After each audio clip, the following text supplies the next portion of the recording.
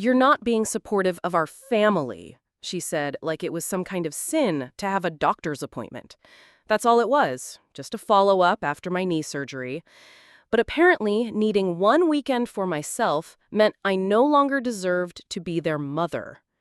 I was sitting on the edge of my bed when the call came through. The Friday sun had barely tilted west, and I had just finished folding a small basket of towels. Still warm, still smelling faintly of lavender. Rachel's name lit up the screen. I hesitated for a moment before answering. She only called when she needed something. "Hey, Mom," she said, skipping straight over greetings. "Can you watch the baby this weekend? We've got that work retreat in Asheville, and Lily's staying with Josh's parents. We'll be back late Sunday." I told her no, as gently as I could. I explained that I had an appointment Saturday morning, just a follow-up, nothing serious, but the timing was tight. And the truth was, I was tired. My knee still ached in the mornings, and 2 days alone with a 10-month-old was more than I could manage right now. There was silence on the other end. Then sharp and cold. "Wow. Okay, I guess you're just not being very supportive of our family." I felt it, like a slap. I opened my mouth to speak, to remind her of the thousands of dollars I'd handed over for her down payment, the hours I'd spent rocking her babies while she napped, the nights I stayed when Noah was colicky. But I didn't say a word. What was the point? "I just didn't expect this from you," Rachel continued. "We really needed you this weekend. I don't know what we're going to do now." "You're their parents," I said quietly. "You'll figure it out." She hung up without another word. An hour later, I received a text.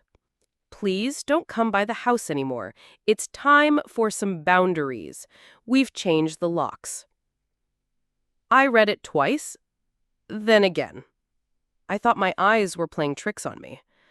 I pressed my lips together so hard I felt them tremble. My heart pounded in my ears. Not even a phone call? Just a message? After everything? After all the years? The locks changed? Like I was a threat. Like I was a stranger. I drove to their house anyway. Call it instinct or maybe just disbelief. The streets looked the same as always. Suburban quiet, bikes on lawns, flags wilting in the summer heat. But something had shifted. Something fundamental. I parked across from the pale brick two-story that I had helped them buy, and for a moment, I just stared at the door. It was the same door I'd painted with Rachel the day they moved in. She was pregnant with Lily then, her belly round, her eyes tired but excited. We picked out a deep forest green color, and she joked that it looked too grown up. That same door didn't open when I rang the bell. I waited. No answer. I rang again. The baby stroller was folded neatly on the porch. One of Lily's tiny sneakers was lying under the swing. Then I heard it. Footsteps inside. Quick, whispered voices. Someone peeked from behind the upstairs curtain. I rang a third time, more out of habit than hope. Nothing. I tried the key I'd used for 5 years, ever since they made me a copy, just in case. It didn't turn. It caught and jerked, unmoving. She really had changed the locks. I walked back to my car slowly, like I was balancing something fragile. It was hard to tell if I was shaking from anger or grief. Maybe both. I sat in the driver's seat and stared at the steering wheel. Then I started laughing. Quiet, breathless, ridiculous laughter.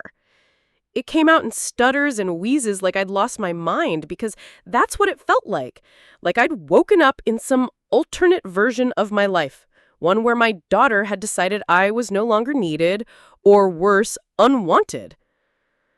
Back home, I made tea and forgot to drink it. I wandered the kitchen, touching things as if to remind myself they were real. The hand-drawn cards from Lily still hung on the fridge. Best grandma, I love you, crayon hearts, shaky block letters, a paper turkey with my traced hand. I sat down and stared at the messages. The lock, the words. "You're not being supportive of our family." I'd been supportive, hadn't I? The mortgage co-signed, the emergency C-section covered by my savings when their insurance fell short, countless meals, babysitting at a moment's notice, every birthday cake, every Halloween costume stitched by my own hands. I didn't keep receipts, but the proof was everywhere. In their walls, their cupboards, their children. I picked up my phone and typed a message, then deleted it. Typed another. Deleted it too. What could I possibly say? Nothing would sound right. Nothing would make them open the door. I stood by the window as the streetlights flicked on one by one. I hadn't even changed out of the clothes I wore to run errands that morning. I didn't move until the clock struck midnight, and even then, I didn't sleep. The next morning, I moved through the house like a guest in someone else's life. The silence felt heavier than usual. I didn't turn on the radio like I always did. I didn't open the curtains. I didn't want the light. Instead, I sat at the kitchen table with a piece of dry toast and a cup of tea that went cold before I could drink it. The fridge hummed, the clock ticked, but everything else had gone still. I stared at the empty chair across from me, the one where Lily used to sit with her juice box, legs swinging, telling me about school, the one where Rachel would collapse after a long day, sighing like the world owed her something for surviving it. How did I end up here? How did I raise a daughter who could shut a door on her mother with such ease? At noon, I opened the small tin where I kept all the little things they'd given me. A pressed flower from Lily, a photo booth strip with Rachel in her 20s, smiling wide and wild, a thank you card from Josh after Noah was born, written hastily, but it said, "We don't know what we'd do without you." I sat with that line for a long time. Apparently, they figured it out. My phone buzzed once and I jumped. But it wasn't Rachel. It was a spam message about car insurance. I set the phone down and pushed it away like it might bite. Then I did something I hadn't done in years. I took out the folder, the big yellow one with the black clip. Family expenses, written in faded ink across the top. Inside were records. I'd kept them. Not for leverage, not out of pride, but because I was a librarian by trade and by nature, I recorded things. Not everything, never the small favors, the sleepless nights, the hours I spent driving across town, but the big ones, the money, the legal things, the obligations I had taken on because I was the only one who could. The $12,000 for their down payment, the $4,300 to cover Lily's hospital bills when Josh lost his job, the $800 stroller Rachel said she absolutely needed, the tuition payments I helped with so Lily could stay in her Montessori school. None of it was begrudged. Not then. I had the means. I had the heart. That was the role, wasn't it? The giving mother, the reliable grandmother, the solid background figure who keeps everything going without asking for anything in return. But now I was asking myself for the first time, who takes care of me? I looked around the house. No one else was here. No one was calling to check if I was okay. No one was asking if I had eaten, if I was sleeping, if I had cried all night. I had. The grief wasn't loud. It didn't come in sobs or screams. It settled like dust in my lungs. Slow, suffocating, and impossible to explain to anyone who hadn't felt it. She changed the locks. I whispered it aloud just to hear how absurd it sounded, like I some reckless intruder instead of the woman who had once rocked her daughter through nights of fever and fear. I stood up. My knee ached as it always did, but I moved with purpose.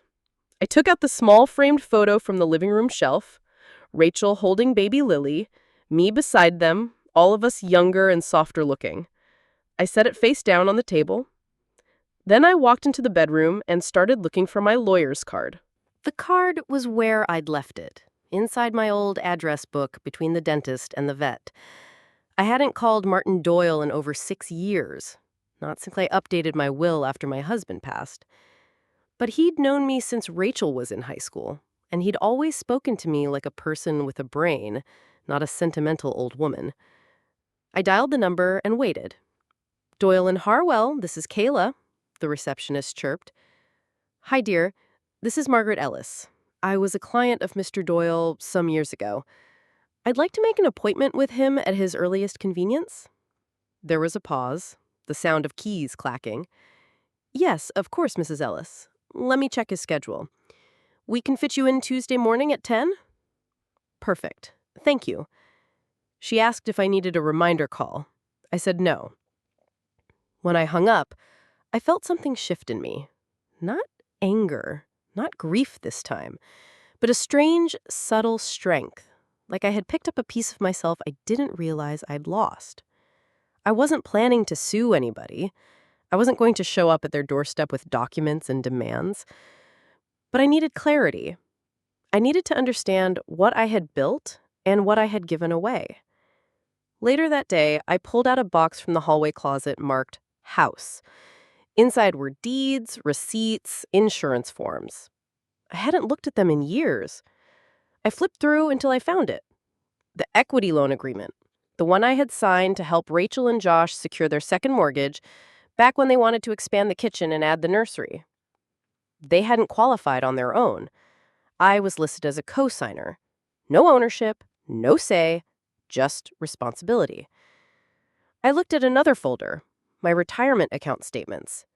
Several wire transfers to Rachel's account over the years. Bridge between jobs, she'd called it. Just until Josh's next commission check comes in.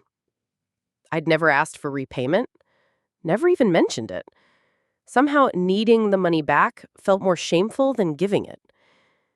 I sat in my chair holding the papers, letting them speak for themselves. I had helped them build a life, but I wasn't part of it. I remembered a conversation from last year. Rachel had been venting about Josh's mother, of all people. "She always tries to insert herself," she'd said. "I can't stand the guilt trips. I wish you would just back off." At the time, I nodded sympathetically. But now, I wondered if she said that to me for a reason. A warning. That evening, I walked around my small home slowly, as if seeing it for the first time in years. Everything here had been chosen with care. The blue floral curtains, the old oak bookshelves, the rocking chair in the corner. None of it expensive, but all of it mine. I stood at the window and watched the sun slip below the rooftops. Somewhere out there, my daughter was tucking her children into bed, perhaps thinking about how she'd set boundaries, as if I were some unruly obligation. Well, two can set boundaries. I didn't sleep much that night again, but it wasn't the tossing, spiraling kind of wakefulness. It was quiet, focused, like something inside me had turned a dial and I was finally tuned into my own frequency. By 6 a.m., I was at the kitchen table with a pen, a notepad, and 3 envelopes I kept in the bottom drawer of the hudge. Medical, home repairs, and Rachel. I opened the last one. Inside was every thank you card, every printed receipt, every bank slip I'd saved over the years. Not for proof, not for shame, but for memory, for the record of where I had placed my love. The earliest one was dated 12 years ago. $2,000 to cover a deposit when Josh lost his job, and they had to move on short notice. I remembered the phone call like it had happened yesterday. "Mom, I wouldn't ask if we weren't desperate. I hate this. I hate asking you, but I don't have anyone else to call." I'd said yes before she had finished the sentence. Then came the others, like breadcrumbs leading through a forest. Daycare gaps, insurance hiccups. That time Lily needed braces and their dental plan wouldn't cover more than the consultation. All of it. Hundreds here. Thousands there. Each one a version of the same story. Just this once. We'll figure it out soon. Thanks, Mom. You're a lifesaver. But the problem with being a lifesaver is that no one thinks of you until they're drowning. And the moment they're back on dry land, you're forgotten. I thought of the times I said yes, even when I wanted to say no. When I canceled lunch with my one friend left in town so I could pick Lily up early. When I skipped my arthritis checkup because no one else could watch Noah. When I spent my last winter's heating bill money on Christmas gifts for their kids because Rachel said Lily would be devastated without the dollhouse that all her friends had. Each time I told myself it was love, sacrifice, what mothers do. Now I wasn't sure if it was love or fear.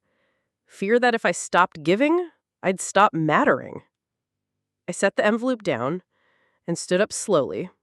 My knees didn't like that, but they obeyed. I walked to the front door and opened it. The morning air smelled like dew and old grass. Across the street, my neighbor Joanne was already watering her begonias in her pink robe. She waved. I didn't wave back. Not out of rudeness. I just couldn't lift my hand. Not yet. Back inside, I made tea and stared at my phone. Nothing. No message from Rachel, no follow-up, no apology, not even a line to explain. Was this really it? A weekend refusal, a doctor's appointment, a single word, no. And I was erased? I picked up the phone, scrolled to her name, hovered, then I put it down again. What would I say? That I was sorry for needing one Saturday to take care of my own health? That I'd cancel the appointment again if she just let me back into the lives I had built? I couldn't do that. Not anymore. Because here was the truth I'd been avoiding, and it hit me with the stillness of a final note. This wasn't the first time Rachel had punished me for setting a limit. It was just the first time she'd made it permanent. I thought back to last year when I told her I couldn't fly out for their anniversary because the doctor had warned against long-distance travel with my blood pressure. She hadn't spoken to me for weeks after that. Said I was choosing my ailments over her milestones.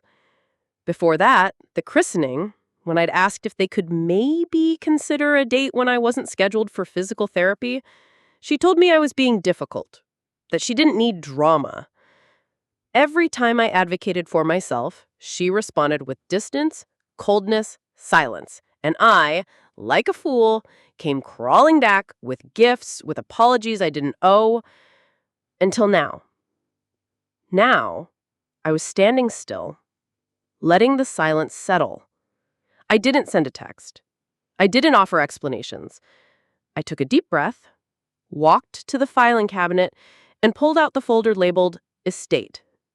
Then, I picked up the phone and called Martin Doyle again.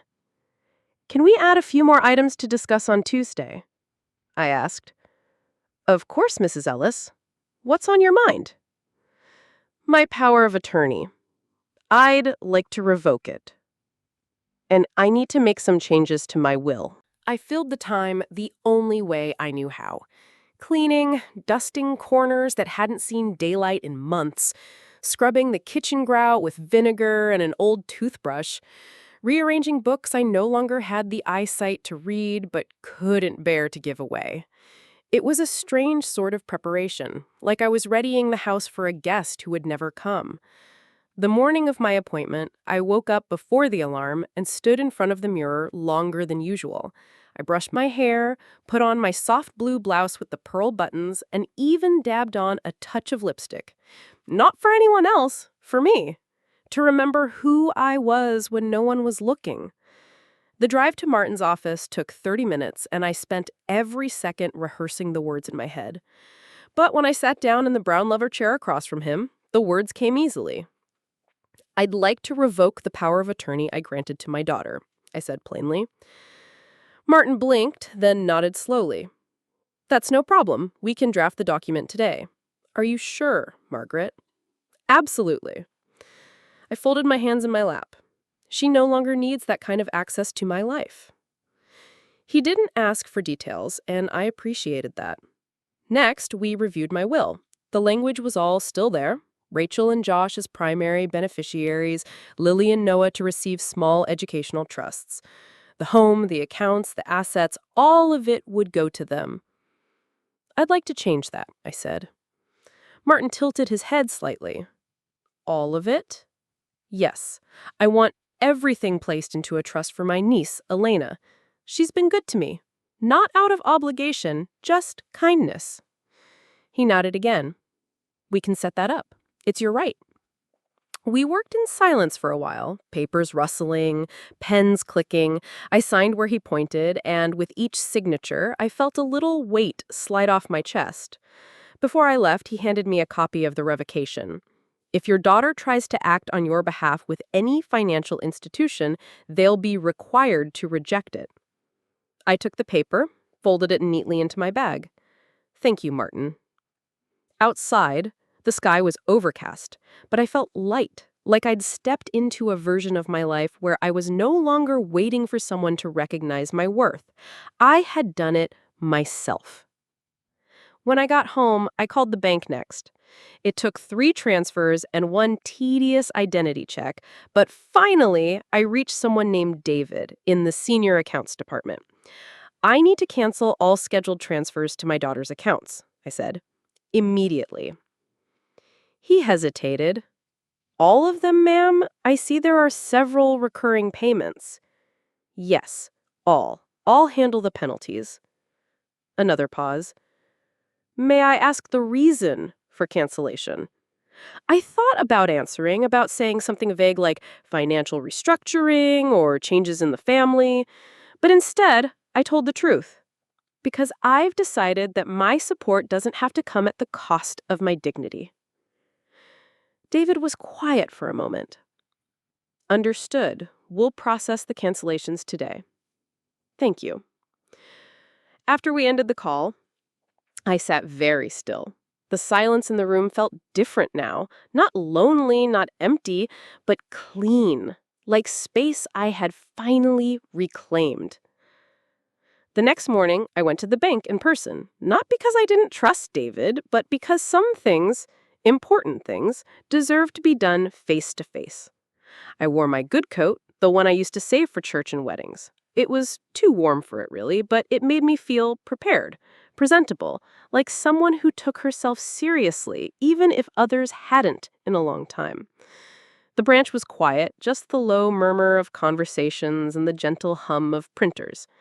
A young woman with glossy black hair greeted me with a smile that didn't quite reach her eyes. I have an appointment with the branch manager. Your name? Margaret Ellis. She typed something, nodded, and gestured toward the waiting area. Ms. Rayner will be with you shortly. I sat near the window, clutching my purse with both hands. Not because I was nervous, but because I was holding history. Statements, receipts, photocopies of payments made over a decade. Evidence, I suppose. Though I wasn't here to prove anything. I just wanted clarity. Ms. Rayner appeared 10 minutes later, a woman in her 40s with a sharp blazer and eyes that missed nothing. She greeted me warmly, but professionally. Ms. Ellis, please come in. Her office was too cold. I didn't say anything. I just followed her and sat across the desk. I understand you'd like to make some changes to your accounts. Yes, I want all outgoing transfers to my daughter's household permanently canceled. I also want to create a separate trust. She didn't blink, just reached for a pen. Do you already have a beneficiary in mind? My niece, Elena. She lives in Portland. She visits every year, calls just to say hello. She once drove across 2 states to bring me soup when I was sick. She nodded without comment. I'd like the funds that were previously designated for my daughter's household redirected into this trust, but not just the recurring payments. All remaining discretionary funds I've held back in case of family need. I no longer consider that a healthy category. I thought I saw her mouth twitch into the barest hint of a smile. We spent the next hour going over details, percentages, access terms, investment options. I asked questions, I made decisions, I signed papers. I'll need to submit identification forms for Ms. Norris, and some paperwork will need her signature to activate full access. She's expecting it. I already told her there might be something small. I didn't tell her how much. It wasn't an enormous sum by modern standards, but it was more than I'd ever had growing up. More than I'd ever expected to save. I wanted it to go to someone who would use it with care, not entitlement. When we finished, Ms. Rayner stood and extended her hand. Is there anything else I can help with today? Yes. Can you print a list of every transaction I've made to my daughter's family in the last 10 years? She raised her eyebrow but said nothing, simply typing at her keyboard. A few minutes later, she handed me a stack. Page after page of deposits, transfers, payments. I took the bundle and slipped it into my purse without looking. Thank you. Outside, the sky had come out. I walked to my car slowly, the documents pressing a gentle weight against my side. Not heavy, just real. Back home, I made tea and spread the pages across my dining room table. My own name printed over and over. Small sums, large sums, the monthly grocery stipend, Lily's private lessons, Josh's dental work, gas money, car payments, a water heater replacement. I circled each one with a red pen. Not to shame myself, to remember.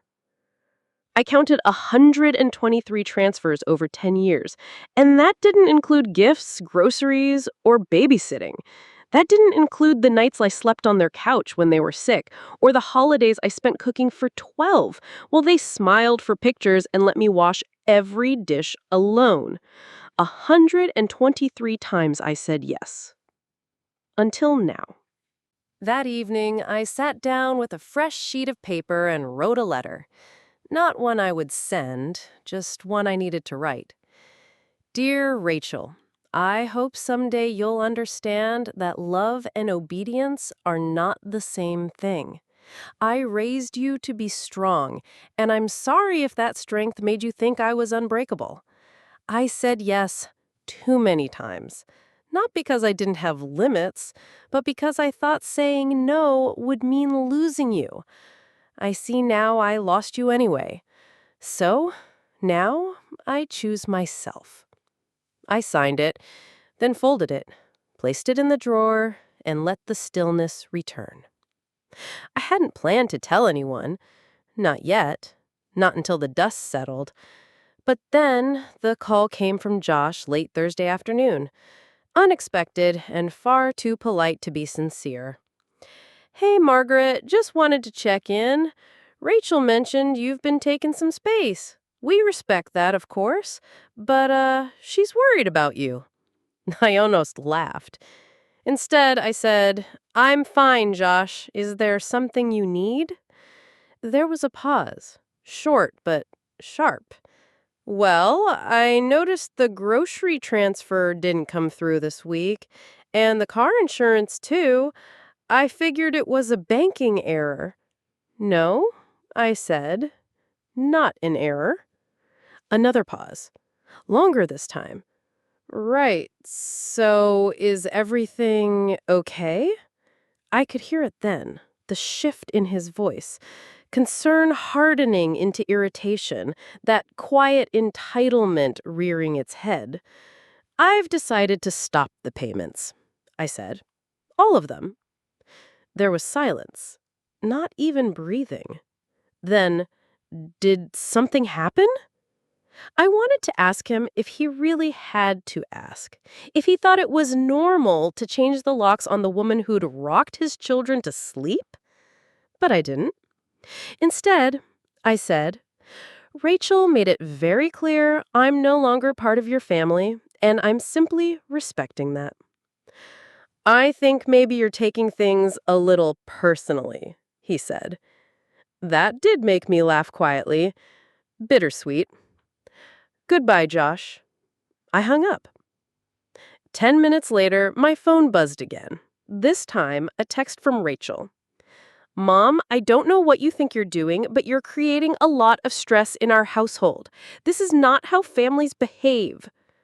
I stared at the screen, then turned the phone over face down on the table.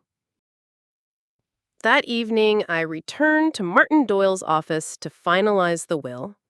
He greeted me with that same calm demeanor, as if we were discussing a crossword puzzle and not the redistribution of a lifetime's worth of effort. Everything's prepared as we discussed, he said, handing me the thick document. Your niece Elena will inherit the house, the accounts, and the remaining assets. Your daughter and her family have been removed as beneficiaries. I read the first page slowly, feeling each clause land with quiet precision. And the trust active as of this morning, he confirmed. Elena's already received the notification and will have access once we complete the last signature. He handed me the pen. I didn't hesitate. When I was done, he gathered the papers, tapping the edges neatly into a folder. Are you sure you don't want to leave a token amount to your daughter? Sometimes people prefer a gesture, even symbolic. No, I said. I left her enough already. We sat in silence a moment. Then he said more softly, "It's never easy, Margaret, even when it's necessary." I met his eyes. She changed the locks. That was the easy part for her. I'm just following the rules she set. He nodded. Outside, the wind had picked up, rustling leaves down the sidewalk. I walked my car slowly, not because my knees were stiff, but because I felt strangely tall, anchored. When I got home, I poured myself a glass of wine, something I almost never did. I wasn't celebrating, not exactly, but I wanted to mark the moment. Not with fanfare, but with quiet acknowledgement. I had done something hard. I had told the world I would not be used anymore. Not even by those I loved most. And, strangely, in the stillness of that evening, I felt no regret. Later, as I washed the glass and turned off the lights, I passed the small side table in the hallway, the one with the frame of Lily's first school picture. I stopped. Gently, I lifted the photo out of the frame and tucked it into a drawer. Not to throw it away, not to forget, but because I no longer needed it to remind me who I was. The next morning, I got a knock at the door. Not the postman, not a neighbor, not even someone I expected. It was Lorraine Carter. She stood there with a paper bag and a half smile that didn't quite mask her concern. "I brought cinnamon rolls," she said. "Still warm. Figured you might not be baking much lately." I hadn't seen Lorraine in nearly 2 years, not since her husband's memorial service. We used to talk every week back when our daughters were in school together, and we still believed we had more time than we knew what to do with. I stepped aside. "Come in." She set the bag on the kitchen counter like she'd never left. Same brisk movements, same sensible shoes. She poured the coffee herself without asking. I didn't stop her. "You've been quiet," she said after a few sips. "I've been occupied." She nodded, stirring her cup with the handle of her spoon. "Rachel called me, said you were having one of your moods, that you were withdrawing from the family." I didn't flinch. "Is that what she told you?" "She did, but I told her I'd come check for myself." I laughed softly. "Well, I'm not in the middle of a nervous breakdown, if that's what you're wondering." I didn't think so. Lorraine set her cup down. "I told her you were the most clear-eyed woman I've ever known, and that if you were doing something drastic, it probably meant something drastic had happened." I looked at her then. Really looked at her. The creases at the corners of her eyes, the sharp tilt of her chin. She wasn't here out of curiosity. She was here because she knew what it meant to be pushed too far. I said no to watch the baby for one weekend. I said because I had a doctor's appointment. Rachel said I wasn't being supportive of the family. Then, she changed the locks. Lorraine let out a slow, bitter breath. "Jesus, Mary, and Joseph." I said she texted me. Didn't even call. Just told me not to come around anymore. Her eyes didn't blink. And Josh asked why I canceled the car insurance transfer, as if that was the crime. She reached across the table and took my hand. Her grip was warm, steady. "You've been carrying them for years, Margaret, and they only noticed when you let go." I said nothing. "Good," she added after a moment. About time someone reminded these grown children that love isn't a debit card. I smiled then. A small thing, real, that touched the edges of my ribs. We sat for a long while talking about books and old neighbors and the quiet horror of modern coffee machines. She refilled our cups twice. At one point, we laughed so hard I had to press a napkin to my eyes. When she stood to leave, she turned in the doorway and said, "If she comes crawling back, and she might, make sure she brings a key, not an apology." I nodded. I wasn't sure yet what I'd do if Rachel came back, but I knew one thing: I wouldn't be waiting by the window. It had been 3 weeks since I'd last heard from Rachel. 3 long, quiet, clear weeks. I spent my days the way I wanted, planting in the garden, cleaning out the attic, reading without guilt, eating what I pleased without having to portion out leftovers for someone else. At first, I had expected the silence to sting, but it didn't. It was relief. One afternoon, as I was trimming the hedges out front, my phone buzzed in my apron pocket. I wiped my hands, expecting it to be spam or the pharmacy.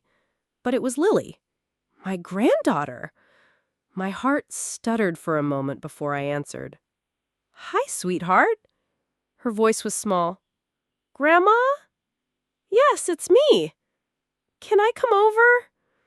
I blinked into the sun. "Of course, darling. Do you need a ride?" "No," she said. "I'm already here." I turned toward the street and saw her walking slowly down the sidewalk, holding a crumpled paper bag. Her hair was tied back in a messy braid, and she looked older than she should have at 13. I met her at the gate. "What's wrong?" She looked up at me with wide, uncertain eyes. "Mom says I can't talk to you anymore." I swallowed the lump rising in my throat. "But you're here." She nodded. "I missed you." I opened the gate, pulled her into a hug, and let myself hold her for as long as she needed. We sat at the kitchen table, the same table where I'd once taught her to roll out pie dough, and where she used to draw me crayon portraits. She pulled a little folded note from her pocket. "I wrote this at school. They said we should write about someone who makes us feel safe." I took the note with trembling fingers. It read, "My grandma always smells like cinnamon and knows how to fix anything, even when I cry. She tells the truth, and I trust her more than anyone." I blinked fast. "That's beautiful, Lily." "I know Mom's mad at you," she said. "She says you're trying to hurt the family, but I don't get it. You never hurt me." I reached across the table and took her hand. Sometimes grown-ups get confused about what love looks like. They think it means control or getting what they want. But love is about seeing people clearly and still choosing to be kind. She looked down at her lap. "Do you still love her?" "I always will," I said. "But that doesn't mean I have to let her treat me badly." She nodded slowly. "I think I get that." We spent the rest of the afternoon making cookies and playing cards. When it was time for her to leave, she hugged me tight and said, "I don't care what Mom says. I'm coming back." After she left, I sat on the porch for a long time, the note tucked safely in my pocket. My heart ached, but not with sadness, with something closer to healing. A few days later, Elena called. Her voice was full of laughter. "Aunt Margaret, what have you done? My lawyer just called and said I inherited an entire trust fund." I smiled into the receiver. "I told you there might be something small." "Small? Auntie, this is life-changing. I don't know what to say." "Then just say you'll use it well." She was quiet for a moment, then said, "I will. I promise. And I'm coming to visit you. Soon. You better. And bring that husband of yours. I haven't heard him play guitar in years." After we hung up, I felt something shift inside me. A peace I hadn't felt in so long. I had chosen where my love would go. and it had landed in hands that would cherish it. That weekend, I saw Rachel. Not in person, not intentionally. I was in the grocery store, pushing my cart slowly down the canned goods aisle when she turned the corner. She stopped cold. So did I. She looked tired, her eyes shadowed, her mouth pulled tight. I nodded politely. She didn't return it. Instead, she stepped forward, her voice low and sharp. "You're turning everyone against me." I kept my voice even. "I'm not saying anything. They're seeing for themselves. You cut us off. You humiliated us." I protected myself. "You abandoned your family!" Her voice rose. A woman at the end of the aisle turned. I took a slow breath. "You changed the locks, Rachel. You told me not to come back. I'm just honoring your request." Her face twisted. "Lily cried for days after seeing you. You had no right." "She came on her own, and I won't turn her away." She stepped back, blinking fast. "You used to be kind." "I still am, just not to people who use it against me." I turned my cart and walked away. She didn't follow. That night, I lit a candle and sat in the living room, the house glowing softly around me. For the first time in a long while, I felt whole. Not because I'd won anything, not because I'd punished anyone, but because I'd remembered who I was and acted on it. I was no longer waiting for permission to protect my peace. I had already claimed it, and no one could take it back. Not even her. The following week brought with it a strange calm. No angry calls, no snide texts, no sudden confrontations in parking lots. Just a stillness I hadn't known I'd been craving. I filled the hours with things I had put off for years, repainting the spare room, organizing old photo albums, even writing down recipes in a little notebook Lily had once gifted me. Each page brought back a memory. The cinnamon cake from her third birthday, the lentil stew Rachel used to request when she was sick. I didn't rip any pages out. I didn't cross any names off. I let the past stay where it was, a part of me, but no longer defining me. One afternoon, I sat on the porch with a glass of iced tea, the sun warm on my knees, when my neighbor, Judith, shuffled over from next door. "Margaret," she said, adjusting the brim of her wide straw hat. "I heard a whisper or two at church." I raised an eyebrow. "About?" "About you cutting your daughter out of the will." She said it like she was asking for sugar, not gossip. I smiled faintly. "I don't know who told you that, but yes, it's true." Judith sat down in the wicker chair beside mine. "You sure about that?" "I've never been sure of anything." She nodded slowly. "People say what they say, but I say you are in the right to do what's best for you." I looked at her. "Thank you." "Besides," she added, "none of those people gave up their retirement to raise a second round of babies." I chuckled. "You remember?" "I remember everything," she said. "I remember when Rachel moved back in after her divorce and you gave her the master bedroom. I remember when Josh couldn't hold a job and you covered the bills. I remember when you missed your sister's funeral because they needed you to babysit." I looked down at my tea. "I thought I was helping." "You were," Judith said. "But they took and took. There's a difference." She patted my knee. "Don't let them shame you now just because they're realizing what they've lost." We sat there for a long while, watching a squirrel try to carry a whole donut up a tree.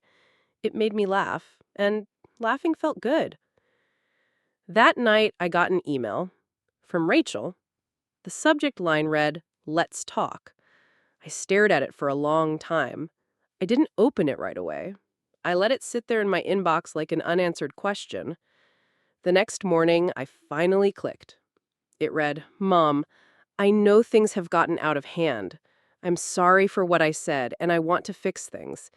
Lily misses you. So do I. Can we please talk?" No mention of the locks, no mention of the bank transfers, Just 3 short sentences and a signature. Rachel. I stared at the screen. My heart didn't leap. It didn't break either. It simply waited. I knew her. I knew her patterns. I knew how apologies came only when something was needed. And yet, I was her mother. The ache never left. I didn't reply. Not yet. I printed the email, folded it, and tucked it in the drawer beside Lily's note. Let the truth settle before I let it in. 2 days later, a letter arrived in the mail. Not typed. Handwritten. The return address said, Lily Thompson. My heart stilled. I opened it carefully. It read, Dear Grandma, Mom says she's sorry and that she wants you to come back, but I don't know if she really means it, and I don't want you to get hurt again. I hope you're okay. I'm saving my allowance to buy a bus ticket to visit you if she won't bring me. Love, Lily. P.S. I drew you a picture. Inside was a crayon drawing of us baking cookies, the oven glowing and hearts floating over our heads. I pressed it to my chest. Tears came quickly and without shame. That night, I sat down at my desk and wrote Lily a letter. I told her how proud I was of her honesty, how brave she was to speak her feelings, and how much I loved her. Always. No matter what. I ended it with a promise. You'll always have a home with me. I mailed it the next morning. Then I went to my closet, pulled out a small box wrapped in tissue paper, and opened it. Inside was the locket I'd worn on my wedding day. I'd meant to give it to Rachel one day, but now it would go to Lily. I began planning a small ceremony in my mind. Nothing grand, just something simple. A moment to pass the torch to someone who still knew how to hold it with care. Then, on Saturday afternoon, a car pulled into my driveway. I watched from the window as Rachel stepped out, alone. She stood on the porch for a long minute before ringing the bell. I opened the door but didn't invite her in. She looked thinner, a little drawn, and wore the same jacket I'd bought her for her birthday 3 years ago. Hi, Mom, she said. Hello, Rachel. I was hoping we could talk. Talking can be done right here. She nodded slowly. I'm sorry. About everything. I was stressed, and I took it out on you. I shouldn't have said those things. You changed the locks. Her eyes filled, but she didn't look away. I know. I regret it. And you cut me off from my granddaughter. That wasn't fair either. I thought you were judging me. I wasn't. I folded my arms. I was protecting myself, for the first time in years. I see that now. She paused. Mom, I miss you. I didn't answer. I'm not here to ask for money, or help, or anything. I just want to fix things. I studied her face. It was the same face I'd kissed goodnight 1,000 times, the same eyes that once sparkled at the sight of Christmas lights. But it was also the face of someone who had pushed me to the edge of myself. I said finally, you can come back into my life, but only as someone who respects me, not as someone who expects me to disappear into service. She nodded, tears slipping silently down her cheeks. I understand. We'll take it slow, for Lily's sake and for mine. Okay. We stood there in the golden light of early evening, not hugging, not crying together, just standing. 2 women, flawed and trying. A mother and daughter, beginning again. The days that followed weren't magical. Rachel didn't suddenly become the daughter I'd once imagined she'd grow into, but she did call once a week. She asked how I was feeling. She didn't bring up money or favors, and she let Lily visit me freely, even driving her over when she had time. It was the kind of slow repair that didn't promise perfection, but offered a thread of something real. One Sunday afternoon, Lily and I were baking cookies again. She stood on a step stool, stirring the batter with intense concentration while I lined the tray. "Grandma?" she said. "Yes, sweetheart? Do you think people can really change?" I paused, watching the mixer whirl in her small hands. "I think people can learn. And sometimes that's even better than change." She nodded thoughtfully. "I think Mom's trying. She says she's going to therapy now."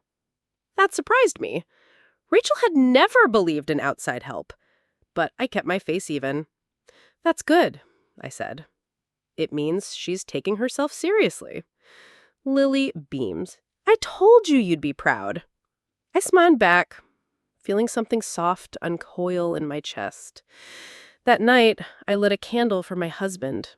He'd been gone almost 10 years, and I often wondered what he'd say if he saw the mess we'd become and the small, slow healing we were now attempting. I like to think he'd be proud of me for finally choosing peace, for standing tall when it would have been easier to crumble, for loving without disappearing. A few weeks later, I got a call from my lawyer. "Margaret," he said, "there's been a development."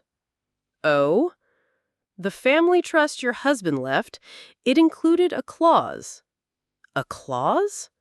"Yes, that if at any point any beneficiary attempted to manipulate or defraud you, the trustee had the right to withhold funds. There's now legal precedent for that, thanks to the financial transfers your daughter made without your knowledge." I blinked. "What does that mean?" "It means the trust has ruled in your favor.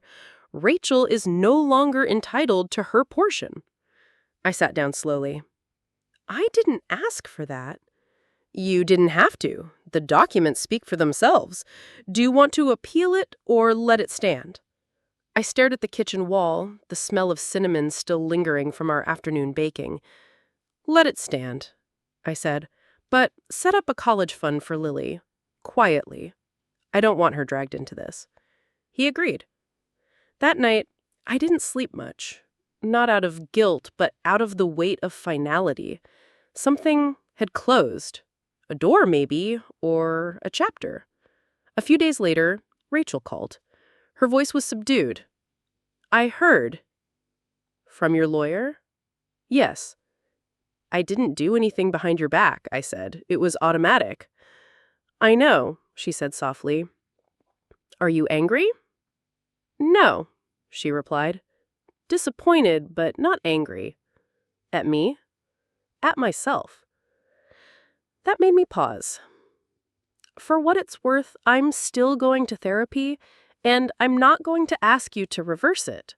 I think maybe it's fair. I closed my eyes. "Thank you for saying that." "I love you, Mom." "I love you too, Rachel." It wasn't a magic fix, but it was a kind of truth, the kind that hurt a little and healed a lot. A week later, Lily came over with a school flyer. "I got invited to the gifted program," she squealed. "They pick kids to go to special summer classes, but it costs a lot." I smiled. "Well, lucky for you, someone already thought of that." She looked confused. "Who?" "Someone who loves you very much." I pulled out a little envelope from the drawer and handed it to her. Inside was a check made out to the program. She gasped. "Grandma!" "You're going to do great things, Lily." She threw her arms around me. "I'll make you proud, I promise." I hugged her back, tears pricking my eyes. "You already do." That weekend, Elena and her husband finally visited. We sat on the back porch with sweet tea and laughter, and I got to hear him play guitar again. The house buzzed with warmth and joy and something I hadn't felt in years. Family, the kind that heals instead of harms. As the sun set, Elena turned to me. "You know, I think you saved yourself. Not many people do that. They just let the hurt pile up. But you changed it. You saved yourself." I looked out at the sky, streaked with pink and gold, and nodded slowly. "I think you're right." And in that moment, I didn't feel old or forgotten. I felt whole. I felt alive. I felt like maybe the best part of my life wasn't behind me, but just beginning again, in a quieter, stronger, truer way. The following month, I hosted a small gathering at my home. Nothing fancy, just a quiet dinner with the people who had stood by me, who had chosen me not because they needed something, but because they saw me. Elena came early and helped me set the table. Lily brought over hand-drawn name cards for each seat. Even Rachel showed up, carrying a pie she'd baked herself. It was slightly burnt, but no one mentioned it. We sat together, laughing over silly memories, sharing stories from years past. There was no grand speech, no dramatic forgiveness. Just the sound of forks clinking against plates, and the occasional soft smile that said, "I see you. I still care." When dinner was done, and the sun had long dipped below the horizon, Lily climbed into my lap. "Grandma," she whispered, "I think you're the strongest person I know." I kissed the top of her head. Only because I had to be. And maybe that was the truth. I hadn't wanted to become a symbol of strength. I hadn't dreamed of being the woman who had to stand alone. But when the time came, when the choices were silence or survival, I chose myself. And from that place, I learned how to choose others better too. A week later, I received a letter in the mail. This time it wasn't from Rachel or Lily, it was from the senior center in town. They were starting a community mentorship program, pairing older women with young girls in the foster system. The director wrote, "We believe your story could inspire someone else. Would you be willing to share it?" I folded the letter slowly and pressed it to my heart. Yes, I would. Not because I needed to relive the past, but because I'd finally made peace with it. And if my journey could light a path for someone else, then all the pain, all the betrayal, all the late nights of doubt, they wouldn't be for nothing. The next morning, I walked into the community center with my shoulders back and my heart open. I was greeted by a girl named Anna, 16, sharp eyes, guarded smile. She didn't say much at first. But when I told her about Lily, about the locks changing, about standing alone with nothing but a suitcase and a checkbook, she finally looked me in the eyes. "They said I was too much trouble, that I ruined everything." I reached across the table and gently held her hand. "They were wrong," I said. "You are not too much. You are just enough." Her eyes filled, but she blinked them dry. "You really think so?" "I know so." And in that moment, I realized something I hadn't before. My story didn't end in the betrayal. It didn't even end in the forgiveness. It kept going in every person who felt unseen, every woman who gave too much, every girl who thought she had to stay quiet to be loved. My story became something more. A reason, a mirror, a light. Months passed, and with them came birthdays, school concerts, phone calls that didn't sting. Rachel still had her moments, old habits die hard, but they came fewer and further between. Lily continued to blossom, her confidence growing, her heart staying kind. Elena visited often, always with new music and warm hugs. And me? I found something I never thought I'd get back. Not just peace, not just dignity, but joy. Pure, simple joy. The kind that comes from standing in your truth, from building a life that doesn't depend on anyone else's approval. I started a journal, not to relive the past, but to record the moments I wanted to remember. The good ones. Like the way Lily's hand felt in mine when we walked through the park, or how the kitchen smelled the day we baked that perfect pie, or the sound of Anna laughing for the first time, unguarded and bright. One evening, as I watched the stars emerge in a velvet sky, I whispered a thank you. To the woman I used to be, the one who stayed too long, loved too hard, gave too much. She was the reason I survived. But I also whispered a thank you to the woman I had become, the one who drew the line, who packed the bag, who said, "No more." That woman saved me. And now I get to live not in reaction to pain, but in celebration of healing. My name is Margaret Turner. I am a mother, a grandmother, a mentor, a survivor, and finally, I am free. If my story reminded you of your own, of something you've lived or are living through right now, then know this: you're not alone. Your strength might not always be loud, it might whisper, it might tremble, but it is there, and it is enough. Don't let anyone dim the light you fought so hard to keep lit. Share your story, leave a comment, and if you want to hear more truths like mine, subscribe. There's more strength where this came from.